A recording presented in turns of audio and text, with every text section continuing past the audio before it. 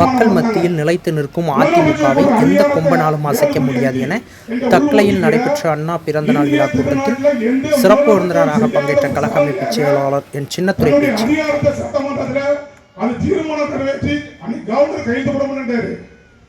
முதலமைச்சரோட அதிகாரம் எனக்கு இருக்குன்னு சொல்லி 7.5 இன்னைக்கு வந்து உள்ஒதுக்கீடு பண்ணி ஏழைப்புற கிராம மாவட்டம் இன்னைக்கு டாக்டரா உயர்ந்திருக்காங்கன்னா அது காரணம் எடப்பாடியார். ஒரே ஆண்டில் 11 மருத்துவ கல்லூரி, சட்ட கல்லூரி. பேரறிஞர் அண்ணாவின் 117வது பிறந்த தின விழா பொதுக்கூட்டம் தக்கலை பழைய பேருந்து நிலையம் அருகில் வைத்து நடைபெற்றது. கூட்டத்திற்கு குமரி மேற்கு மாவட்ட செயலாளர் ஜெயசுதர்சன் தலைமை தாங்கினார். நகர அதிமுக செயலாளர் டேனியல் வரவேற்றார். கூட்டத்தில் சிறப்பு விருந்தினராக கலந்து கொண்ட கன்னியாகுமரி மாவட்ட மேலிட பொறுப்பாளரும் கழக அமைப்பு செயலாளருமான சின்னத்துரை பேசுகையில், அரசியல் வரலாற்றில் தொடர்ந்து 3 தடவை வென்று நடத்தியவர் எம்ஜிஆர். இவரின் மறைவுக்கு பின்பு ஜெயலலிதா தலைமையேற்று கழகம் மீண்டும் வெற்றி பெற்று சரித்திரம் படைத்தது. ஜெயலலிதாவின் மறைவுக்கு பின் இயக்கத்தையும் ஆட்சியையும் தீய துரோக சக்தியிடமிருந்து எடப்பாடியார் மீட்டு ஆட்சியை சிறப்பாக நடத்தினார் என்றார். மேலும் திமுக அரசு இந்த மாவட்டத்தின் வளர்ச்சிக்கு என்ன திட்டத்தை கொண்டு வந்துள்ளார்கள் என்பதை மக்கள் கேட்டு தெரிந்து கொள்ள வேண்டும்.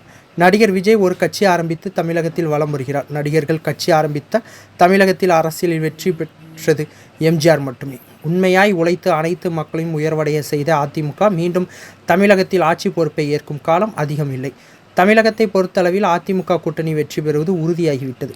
அதிமுக தனி பெரும்பான்மையுடன் என பேசி ஆட்சியை பிடித்து எடப்பாடியார் முதல்வர் ஆவது உறுதி. அதிமுகவை எந்த கொம்பனாலும் அசைக்க முடியாது என அமைப்பு செயலாளர் என் சின்னத்துரை தெரிவித்தார். கூட்டத்தில் மாவட்ட, ஒன்றிய, நகர பேரூர் கழக நிர்வாகிகள், அணி நிர்வாகிகள் கலந்து கொண்டனர்.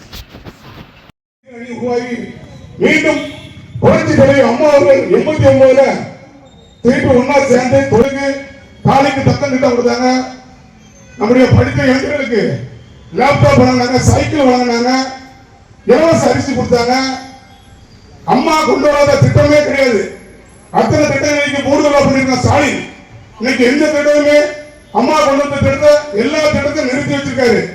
ஆனா அதெல்லாம் கிட்டத்தட்ட அம்மா அவர்கள் மறைவுக்கு பின்னால இந்த இயக்கத்தை யார் காப்பாற்றிருக்கும் போது அண்ணன் எடப்பாடியார் தான் இந்த இயக்கத்தை இன்னைக்கு காப்பாற்றிட்டு இருக்காரு. யாருக்கும் அவர் அஞ்சல போட்டாரு. இவங்கெல்லாம் இன்னைக்கு இந்த இயக்கத்தில் வரணும், நாங்க ஒன்னா சேர்ந்தோம் பண்ணணுங்க. தெளிவா எடப்பாடி யாரையும் சேர்க்க மாட்டேன். அண்ணா திமுக தொண்டருடைய சொத்து. இன்னைக்கு தலைமையிலத்தை அடிச்சு இருக்கணும் அந்த கட்சியில நான் சேர்க்க மாட்டேன் அவர் தெளிவா பேசிட்டாரு. ஆக அதுக்கப்புறம் நம்முடைய புரட்சி தமிழர் இன்னைக்கு அன்னைக்கு ஒரு பெரிய ஒரு நீட் தேர்வுன்னு ஒரு நீட் தேர்வை கருணாநிதியோட பேரன் உதயநிதி சார் ஒரு சிங்கள கொண்டு வந்து ரகசியமா இருக்கு. ரகசியமா எங்க அப்பா வந்து வந்தவர் நீட் தேர்வை சரி பண்ணியிருக்காரு. இன்னைக்கு வரைக்கும் பண்ணிருக்காரா? நீட் தேர்வை இன்னைக்கு வரைக்கும் சரி பண்ணிருக்காரா? சும்மா ஒரு விளம்பர அரசா ஓடி இருக்காங்க. அவங்க வீட்டுல இப்ப என்ன நடக்கு? குடும்ப ஆட்சி தமிழ்நாட்டில் நடக்கு. குடும்ப ஆட்சினா ஸ்டாலின் ஒரு முதலமைச்சர், துர்கா ஸ்டாலின் ஒரு முதலமைச்சர், சபரிசா ஒரு முதலமைச்சர், கனிமொழி ஒரு முதலமைச்சர். ஒரு வீட்டுக்கு எத்தனை பேர்? திமுக போற குடும்பக்காரன் ஒருத்தன் அப்பா மந்திரி, பையன் எம்எல்ஏ, பையன் எம்பி, பையன் மாவட்ட செயலாளர். இதுதான் அவங்க வீட்டுல குடும்ப ஆட்சி நடந்துட்டு திமுக குடும்பம் நடக்கு. அண்ணா திமுக அப்படி இல்லை. சாதாரண தொடர்ந்து பெரிய இடத்துக்கு வர முடியுதுன்னா வரலாறு.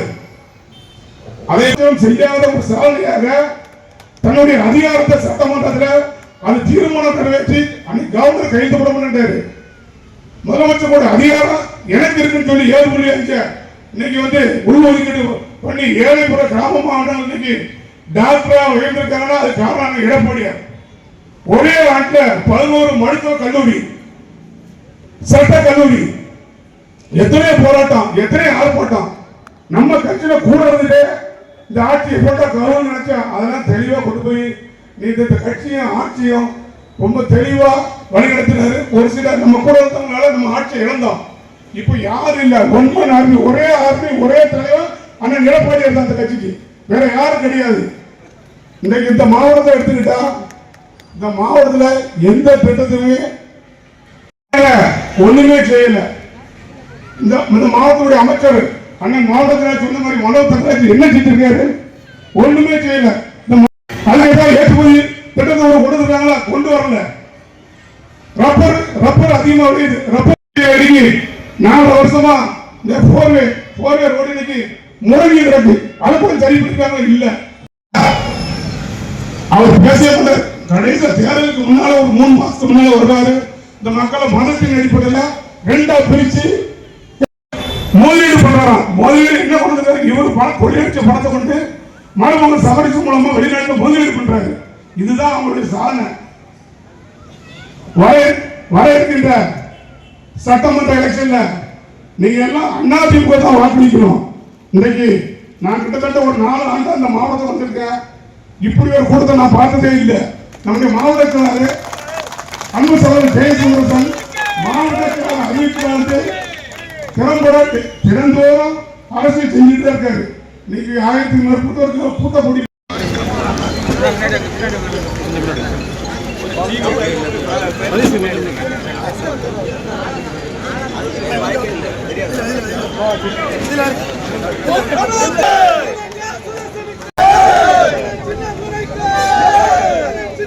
பொதுச் செயலாளர் மாண்புமிகு எடப்பாடி அவர்களை அரியாசனத்தில் அமர வைக்க வேண்டும் என்று நல்ல பல கருத்துக்களை தந்த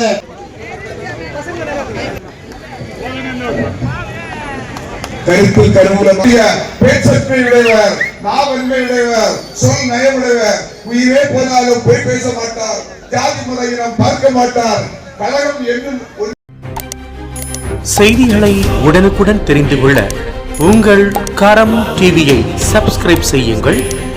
அதோடு பெல் பட்டனையும் கிளிக் செய்யுங்கள்.